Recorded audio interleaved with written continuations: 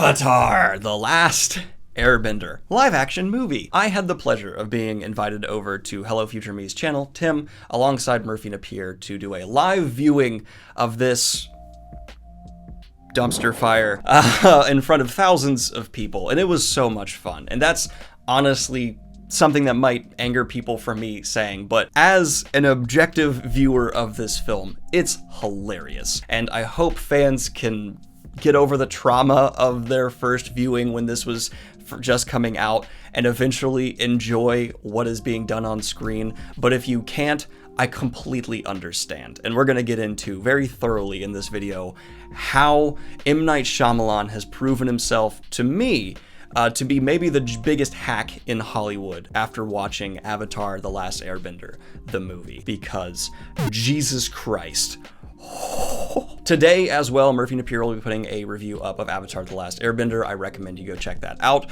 Her review's probably going to be a lot more angry than mine, and that's actually a point I want to hit on here because I'm not a diehard Avatar fan. I really respect the fan base because I do think it is a very good show. I had some issues with it that were just my own subjective problems, but with my just purely objective hat on, I do believe Avatar The Last Airbender is in contention for the best younger audience aimed show of all time, and absolutely holds up to just the greatest shows in television's history. From its work with character, themes, world building, it's extraordinary. I try to, like, I went into this movie before we even watched it, I was thinking, like, how rough it must have been as a diehard fan, you know, getting excited for a movie, because back then M. Night Shyamalan was really well respected and people were like, oh my god, this guy's gonna be taking on Avatar, the guy who did Sixth Sense?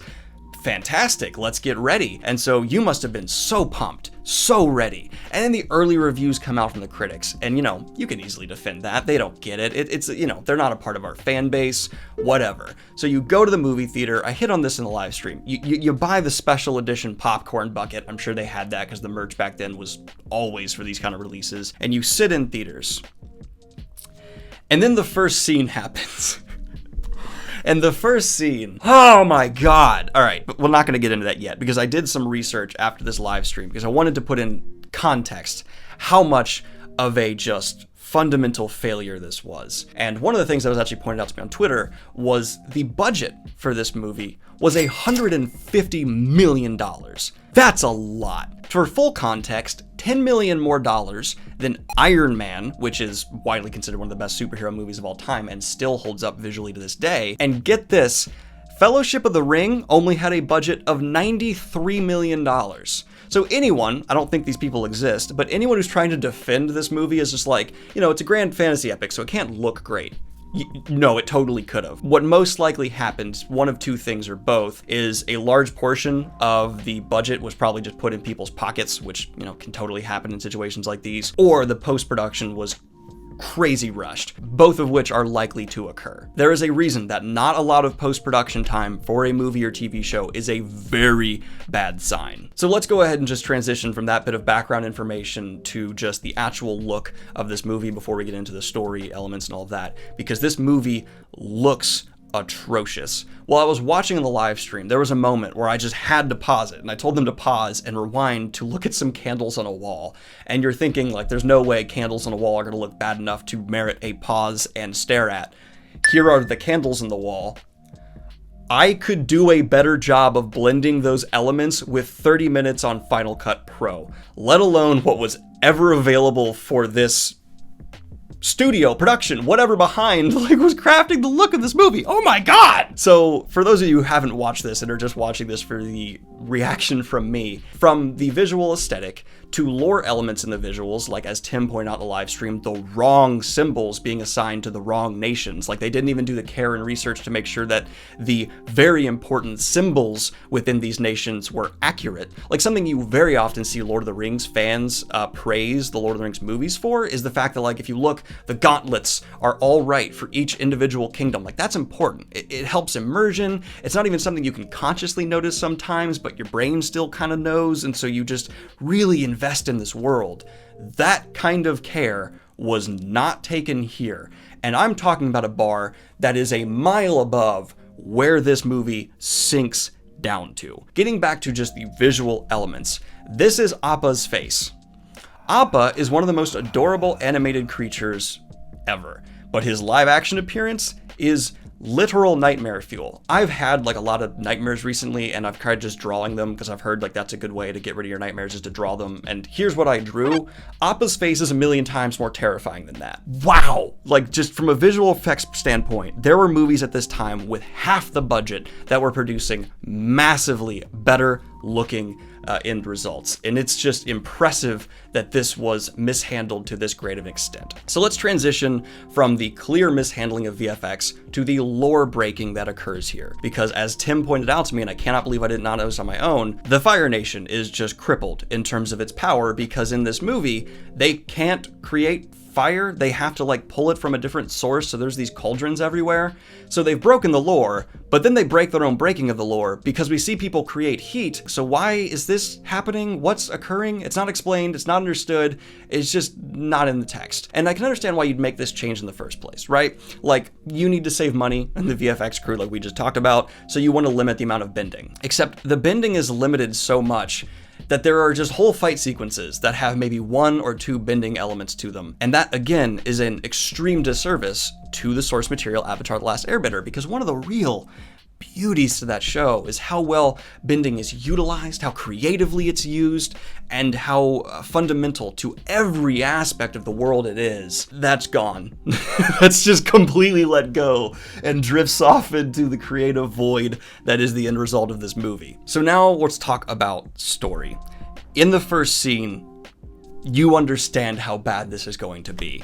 As Tim kind of monologued about to great effect in the live stream, they fundamentally screw up the character building that occurs in the show between Katara and Sokka. And instead, what we get is nothing. Neither of them get character at all. So it really stood out to me for some reason when I was watching this. Like, Aang is in this movie, it's Ong. It happened way too quickly. Like, that hit me really fast. I was like, wow, he shouldn't already be brought out of the ice. But then Tim pointed out, like, no, it's actually roughly the same amount of time that he's brought out in the show. It's just that the show, in this same amount of time, helped establish this sibling dynamic. You kind of get some beautiful elements of the world, and instead, this movie just has, like, a couple lines of dialogue, some CGI water that breaks physics because it doesn't lose mass as it bleeds water, and then now you have Ong. An introduction of every character, this is a quick side note, is atrocious throughout this movie. Ong's introduction is just him after such a long time, just laying in the snow looking like he's napping. Not grand or epic, it's very weird. The Fire Lord's introduction is abysmal, and then they do a framing for his character that Tim pointed out to me and is really comedic, of like, oh, he's already been introduced, we see him, but then later on they do another scene where he's being shot, like, you know, you don't reveal his face because, like, oh, he needs to remain a mystery, but we've already seen his face. We've seen him have a full conversation that was very, very casual. And that starts getting into the direction, which but we're not going to touch on the direction yet. Let's do a couple more story things first. I wonder if this guard should look at the girl who's clearly walking at him, about to attack him. Oh, no, wait, he just takes a shot. Let's see what the powers of synchronized boy band dancing can bring about in this world. Is it a mighty wall? No, it's a rock. It's a rock. I cannot emphasize enough how much what was talked about in the live stream is accurate. That this is not an adaptation in the sense of, oh, we are doing this source material justice. Not at all. Because it is abundantly clear all they wanted to do was recreate certain moments from the show, very terribly, to affect a feeling in the audience of, oh, I'm seeing that moment from the show, but now on the screen, I'm so happy, without doing the actual legwork of building the characters. And what I stipulated from there is what they are obviously doing is relying on the audience having already seen the show, and then taking the character development, the effort, the actual story there, and implanting it on their show without actually doing any of themselves. And I cannot emphasize this enough. Listen to me closely if you are anyone involved with any kind of adaptation ever. If your philosophy is to rely on the source material doing all the heavy lifting of the story itself, and then you just hope the audience implants that, I don't care if you're adapting a video game, a TV show to a movie to a video game, it does not matter. You are a complete hack, and that is not how adaptation works because it is overtly disrespectful to the fans. You are saying, we don't need to actually retell your story. You bring it. I'm just gonna throw up these snapshots. And it also shows that you think they're stupid, because this is very obvious. I don't know why in the world I'd have to explain that to M. Night Shyamalan and whoever was behind actually writing this.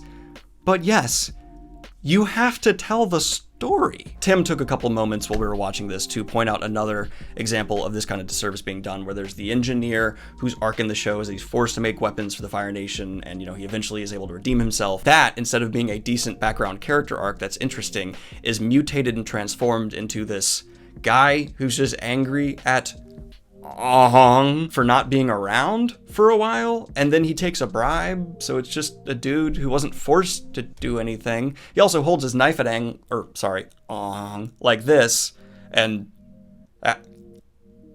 you do what?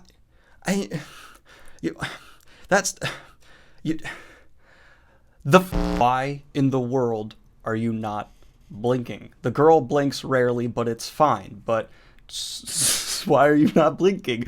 It's not romantic. It's not cute. This is what actors literally do when they're trying to come across creepy. There are multiple cases where actors have tried to be creepy in movies, like Javier Bardem in No Country for Old Men, so they avoid blinking. But this actor now chooses to do this, trying to be romantic. He still has not blinked. We're coming so close to such an unbelievably long amount of time to not blink. This woman, this poor girl, you are making such obscene eye contact with. All right, backing away from, I don't need to stress this, right? We're all very aware of the fact that they didn't give a shit about the story, and so let's talk about just the unbelievable lack of actual filmmaking here. Because we also see M. Night Shyamalan just not care about tone or themes throughout. A great example of this is the Fire Nation has showed up in the iconic opening, of the show, and they're abusing people in this village. Instead of maintaining any semblance of momentum in that tone of like, this is a time of danger and trouble, we get a awful introduction to Zuko's character, which, respect to that actor, he really tried to do the best he could with what was given to him.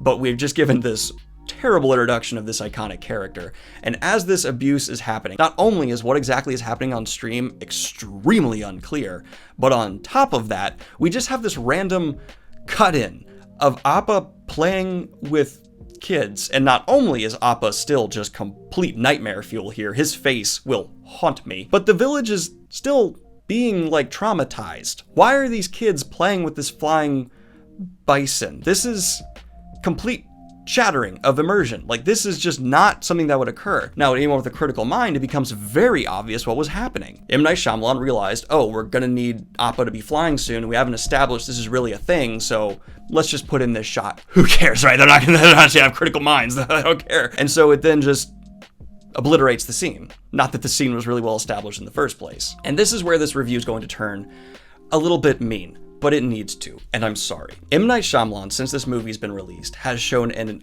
utter dismissal of anyone criticizing the movie or himself, saying that basically the most obnoxious thing a creator can say, people aren't smart enough to understand, which, alright, if you are going to say that, your material at least needs to be somehow smart. I don't know how else to say it. This movie is not intelligent. He says this movie has European pacing, which is absolutely not true. European pacing is slower than American. It's a lot more focused on things aside from action, whereas this movie basically does away with everything in the show that's not action. So actually you're on the polar opposite end, and once again, M. Night Shyamalan, you're displaying yourself as a complete and utter hack as a filmmaker. And I'm going to take a moment, I'm going to go aside here and address M. Night Shyamalan's career. I used to be an M. Night Shyamalan defender in some ways. I used to think the guy's just out of his depth with these massive studio projects. He clearly is a brilliant mind. And he has good movies under his belt, right? Unbreakable, awesome. Really enjoy that movie. The Sixth Sense is in the top 100 films of all time in a lot of people's lists, and it should be there. But whatever has happened since then has proven that he is completely irredeemable as a filmmaker. I agree that Split is a good movie, but it's a good movie because James McAvoy carries it. There is nothing in that movie aside from that is showing M. Night Shyamalan having any form of redemption to me. And then his follow-up Glass, once again, just no, he doesn't understand things like momentum, pacing. It all falls apart. I cannot understand people who continue to defend this man outside of maybe the defense that he's trolling us all. Because if you watch Avatar and The Happening, they are borderline like, I don't believe someone could make this. So M. Night, no, your critics are not just having it out for you. That really doesn't happen in entertainment. Critics very rarely, if ever, just take a creator and be like, I'm going to abuse this person. You're not European or too sophisticated. When you go to Japan, they're not saying you're a genius. You have yes men around you. And the result is that your head is so far up your own ass, you're using your lungs as pillows. No. M. Night is totally done for me. I don't think he could ever be redeemed at this point. Split is good, and I do not believe it is because of him. And everything else he's put out since Unbreakable has just been garbage. Even Signs, I don't get. I don't get how people like Signs. It's very bad. All right, let's shift back to Avatar here. There's still a few things that need to be addressed. If you are going to immerse yourself in a franchise and try to recreate it in the sense that a movie is doing here to the show, I don't care even if you don't like it, which I get the feeling that M. Night Shyamalan actually doesn't like Avatar because he clearly didn't care about the story, but you need to force yourself to. I mean, I actually don't believe every actor, every director needs to be a fan of the thing they're adapting. They just need to do their job. The choices that were made here, like to have Aang, just all of a sudden have mastered the Avatar state, completely breaks his character arc. Because a very huge part of that scene is that it's a lack of control. And Aang's continual struggle throughout the rest of the seasons is about control, staying true to himself. You know, there's so many great lines around that. Murphy was very upset about the loss of the line about, hey, I'm just a kid, like I can't do this. And that's gone. That's gone. Like that, not even just the line, but like the mentality, the philosophy, the theme around that is gone. And instead, what we're left with can only be interpreted as a middle finger to the original franchise. And that's the note I want to really end this review on. This film should be remembered as a middle finger to the audience from a hack who had too much credibility to his name and far too many resources and power. So don't project this onto the new show. Be optimistic, be hopeful. I really encourage the fan base to do that because there have been awful adaptations before that have been followed up by great adaptations. So try and keep that in mind. Like and subscribe if you have not already. Hit the Patreon if you want to support what I do here. And have a good one, y'all. Peace. And of course, I'd like to record a special shout out to my 6 latest high tier Patreons. Zach, Martin, Zugzagai, Barakal, which, wow, okay, cool. Alex, Gametti, Cam Reed, Rob, and finally, in Russian, but Google Translate told me to say it is, in English, Alexander the Great. Have a good one, y'all. Peace.